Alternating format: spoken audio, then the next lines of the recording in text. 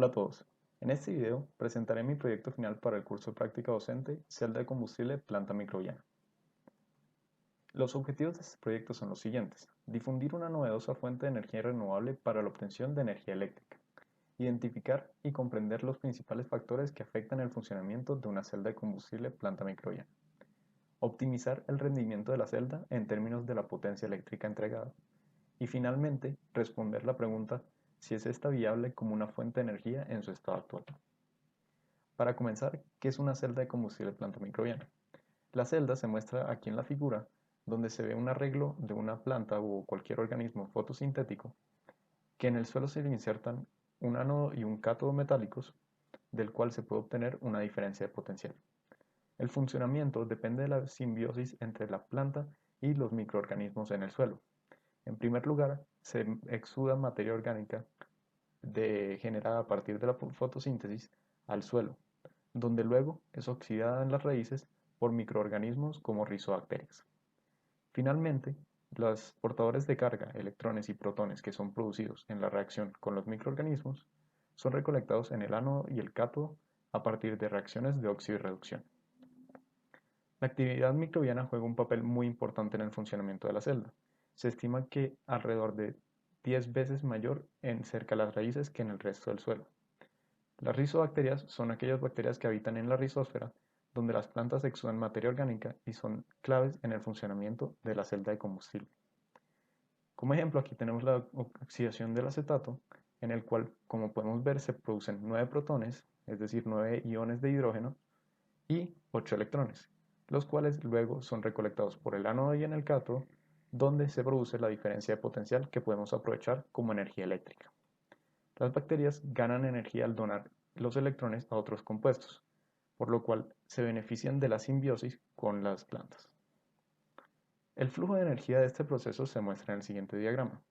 En primer lugar sucede la fotosíntesis, que con la fijación del carbono genera materia orgánica, y esta luego es rizodepositada en el suelo. La actividad microbiana produce los portadores de carga, que son recolectados en la celda voltaica, y las reacciones de óxido y reducción finalmente generan la potencia útil que puede ser aprovechada de ella. En el proceso también ocurren ciertas pérdidas, como la fotorrespiración, la reducción del oxígeno en la actividad microbiana con otros componentes en el suelo y con el agua, y las pérdidas internas de la celda voltaica. ¿Cómo podemos variar estos parámetros?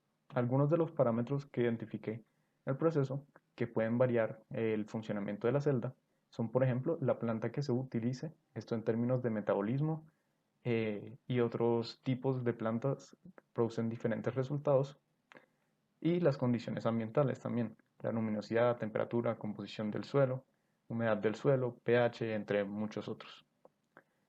Finalmente, la celda voltaica puede cambiarse o alterarse con distintas selecciones de materiales y con diseños estructurales distintos. La fotorrespiración y la fotosíntesis, como mencioné anteriormente, juegan un papel importante en la primera etapa del funcionamiento de la celda. La fotorrespiración es un efecto negativo en la eficiencia fotosintética y principalmente ocurre en ambientes secos y con altas temperaturas. Este es un mecanismo importante que, según el tipo de metabolismo, puede ser disminuido. Las plantas C3 son plantas con un tipo de metabolismo donde la fotosíntesis ocurre en el día y por lo tanto es más afectada por la fotorrespiración. Sin embargo, las plantas C4 y CAM, que son una menor cantidad en comparación con las plantas C3, tienen una mayor eficiencia fotosintética ya que éstas realizan su metabolismo en la noche. En este caso, para el proyecto se utilizará para comparar dos plantas con distinto metabolismo. La primera planta, una suculenta, tiene metabolismo CAM y la segunda planta, que será una menta, tiene mecanismo C3. El diseño experimental que se hizo inicialmente para comparar los metabolismos y su efecto en la actividad eléctrica de la celda de combustible es el que se muestra a continuación. Tenemos dos montajes que se encuentran iluminados a los cuales se les medirá el voltaje periódicamente por cada 2 horas. Y luego un montaje de control en sombra al cual también se le medirá el voltaje. Lo que esperamos es que la planta CAM, al hacer su metabolismo en la noche, produzca picos de voltaje en estas horas, mientras que la planta C3 tenga picos de voltaje durante el día. Para la configuración en sombra, esperamos que el voltaje decaiga con el tiempo, ya que la planta no podrá realizar su metabolismo habitual. Los resultados experimentales que fueron obtenidos son los siguientes. En estas curvas se muestran las curvas de voltaje en el tiempo para las plantas CAM, C3 y en sombra. Las franjas blancas muestran horas de día y las franjas grises muestran horas de noche. Lo que encontramos fue precisamente lo esperado. En las horas tempranas de la mañana o en horas de la noche, como podemos ver, hubo picos de voltaje para la planta CAM, mientras que en las horas del día hubo valles de voltaje. Para la planta C3 tuvimos picos de voltaje temprano en el día y luego hacia la noche el voltaje decayó hasta valles en horas de la noche. Finalmente, para la planta encontrándose en sombra, el voltaje decayó con el tiempo hasta estabilizarse y en un orden notablemente menor, mientras que para la planta C3 y CAM este voltaje se encontró entre 0.5 y 0.7 voltios.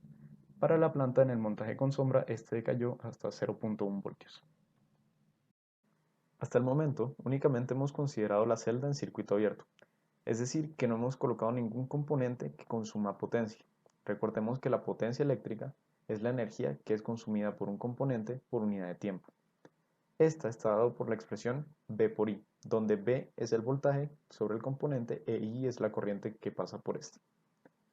En el caso de una resistencia, el componente eléctrico más sencillo, la corriente está dada por el voltaje dividido entre la resistencia, esto de la ley de Ohm. Por lo cual llegamos a una expresión en la cual encontramos que la potencia está dada por el voltaje al cuadrado dividido entre la resistencia.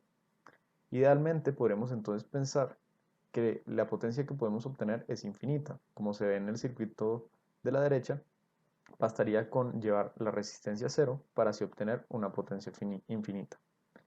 No obstante, esto en la realidad no sucede. En la realidad tenemos numerosas pérdidas energéticas que nos impiden de llegar a este límite ideal. Para esto, por ejemplo, podemos utilizar un circuito equivalente de Thevenin, el cual tiene esto en cuenta muy bien a partir de una resistencia interna, R sub I, la cual modela estas pérdidas. El circuito equivalente de Thevenin asume un circuito lineal y tiene dos parámetros, el voltaje a circuito abierto, V sub 0, el cual hemos medido anteriormente, y una resistencia interna, R sub I, la cual estimaremos a continuación.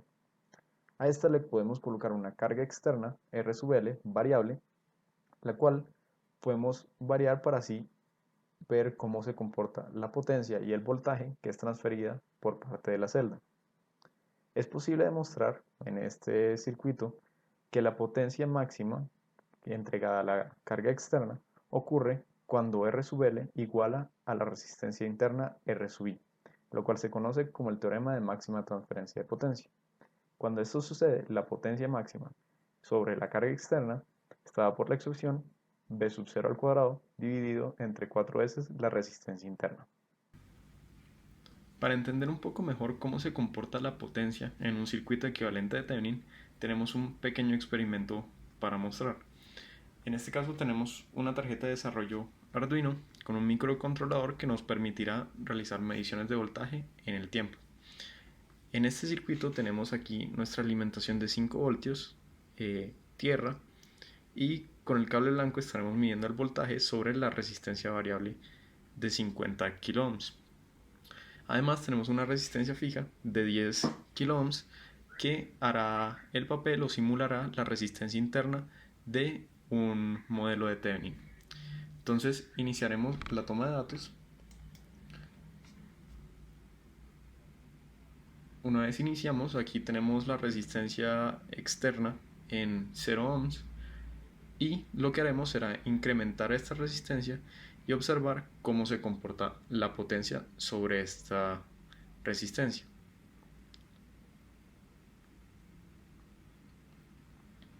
Una vez empezamos a aumentar la resistencia de la carga, vemos que la potencia que entrega la fuente, en este caso el microcontrolador, aumenta hasta cierto máximo, a partir del cual este comenzará a disminuir, y a medida que la resistencia externa tiende a ser mayor, a medida que tiende a infinito, la potencia que entrega el microcontrolador es también decayente.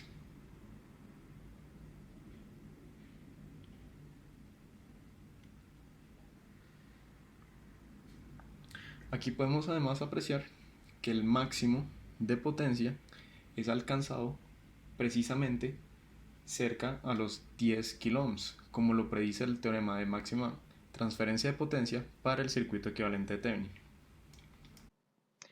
Bien, para verificar el modelo, llevamos a cabo los experimentos anteriores, pero en este caso usando la celda de combustible como la fuente de voltaje. Como se puede ver acá, utilizamos un multímetro, la celda y la resistencia variable para llevar a cabo las mediciones. Realizando esto, pues las curvas que obtenemos son las siguientes, que se presentan en las figuras.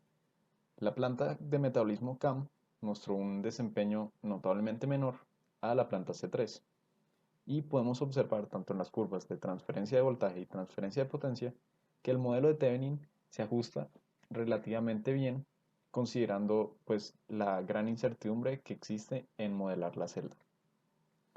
Desde los anteriores ajustes pudimos determinar algunos parámetros.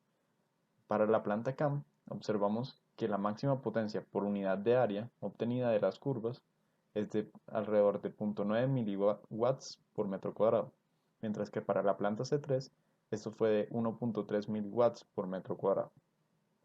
Además podemos notar que la resistencia interna se encuentra en el orden de los kiloohms. De las curvas anteriores, pues podemos observar que la mayor potencia fue entregada por la planta C3.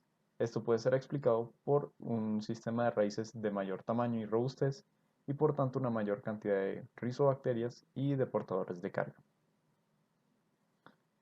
Ahora estudiamos un poco el efecto de la humedad. A mayor humedad, el suelo es mucho más compacto. Como se puede ver en la figura, los bolsillos de aire que se encuentran en el suelo son desplazados cuando el agua se es insertada al suelo y por tanto podemos tener una mejor conductividad, ya que recordemos que el aire es un gran aislante. Aquí podemos ver en las tablas algunos datos de otros investigadores en donde se ve que cuando se humedece el suelo, la resistividad de este cae notablemente. Y esto lo podremos ver como una disminución en la resistencia interna del suelo. Los resultados que obtuvimos a distintas humedades comprueban lo anterior.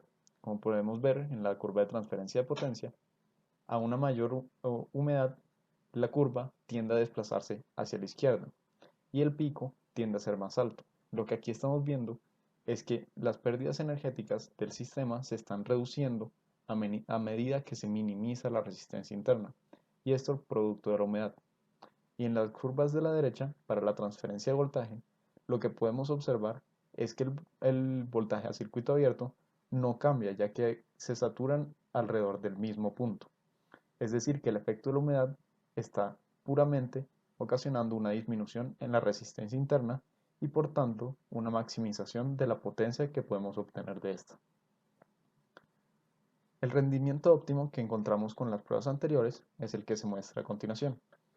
El voltaje del circuito abierto fue de alrededor de 620 milivoltios y la resistencia interna la minimizamos hasta 6.8 kiloohms, lo cual nos permitió maximizar la potencia. En este caso, la potencia máxima por unidad de área que conseguimos fue 1.8 miliwatts por metro cuadrado. Ahora, ¿es esto viable? Pues podemos tomar, por ejemplo, la demanda energética per cápita en Colombia, que según datos del Ministerio de Energía fue de 499 kilowatts en el año 2018, esto para el sector residencial. Siguiendo así con los anteriores valores, encontramos que necesitaríamos unos 12.500 metros cuadrados cubiertos de la celda diseñada por nosotros para cubrir o suplir la demanda energética per cápita en Colombia. Y esto, pues para dimensionarlo mejor, sería alrededor de 2,5 canchas de fútbol profesional, cubiertas enteramente de la celda de combustible para poder suplir la demanda energética. Las conclusiones que podemos decir del proyecto es que se observó el efecto de algunos parámetros relevantes para la celda, como la humedad y el metabolismo. La humedad del suelo permite reducir las pérdidas energéticas. Esto lo vimos a partir de una disminución de la resistencia interna en el circuito equivalente de Thevenin. Y además, los distintos metabolismos ofrecen características complementarias muy interesantes, ya que si observamos algunas tecnologías de energía renovable, como por ejemplo los paneles solares, estos tienen un margen de tiempo restringido al día. Para utilizar esta energía durante la noche necesitamos bancos de capacitancias o algunas baterías para poder utilizarlas cuando no hay luz solar. Sin embargo, los distintos metabolismos, por ejemplo, de las plantas CAM y C3, muestran que se podría hacer un sistema de potencia complementario en el cual se aprovechen ambas de estas características en distintos momentos del día. Y para finalizar, en su estado actual, lo que pudimos ver es que la celda planta microbiana no es una tecnología para nada eficiente. Como pudimos ver, para suplir la demanda energética de una sola persona, necesitaríamos una gran extensión de terreno. Sin embargo, esto sigue siendo una tecnología prometedora en la búsqueda de energías cada vez más eficientes y no contaminantes con el planeta.